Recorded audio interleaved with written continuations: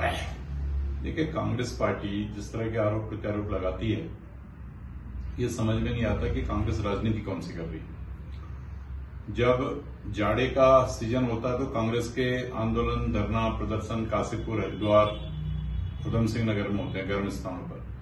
जब गर्मी का सीजन होता है तो कांग्रेस पार्टी कभी उसको गैरसैंण की याद आती, कभी चमोली की याद आती, कभी उसको उत्तरकाशी की याद आती है। तो पहले तो जनता ये देखना चाहती है, ये सुनना चाहती है कि भाई कांग्रेस आंदोलन कर रही है या पर्यटक बन करके इन स्थानों पर जा रही है। पहला प्रश्न तो ये।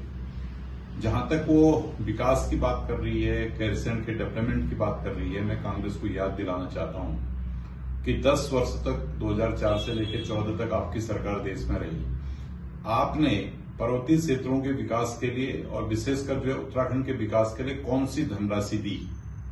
और 10 वर्षों से भारतीय जनता पार्टी की सरकार देश में है, 2014 से 24 तक। आज कोई क्षेत्र ऐसा अछूता नहीं है, चाहे वो रेल मार्ग हो, चाहे वो सड़क मार्ग हो, चाहे स्वास्थ्य हो, चाहे शिक्षा हो। जिस तरह से वर्तमान के मुख्यमंत्री पुष्कर सिंह धामी जी दिल्ली सरकार से कोऑर्डिनेट करके, हर विभाग से कोऑर्डिनेट करके, कोई विभाग ऐसा नहीं है जिस विभाग का पैसा उत्तराखंड में खर्च के लिए नहीं आ रहा है। और आज एक तरह से मैं कह सकता हूं कि उत्तराखंड का इन 10 वर्षों में, और विशेष करके जब से धामी जी की सरकार बनी है, चौमुखी विकास हो रहा है। तो ये चौमुखी विकास, ये विकास विरोधी लोगों को पच नहीं पा रहा है। मैं कहता हूं कि कांग्रेस विकास विरोधी है, सिर्फ जुमले छोड़ती है।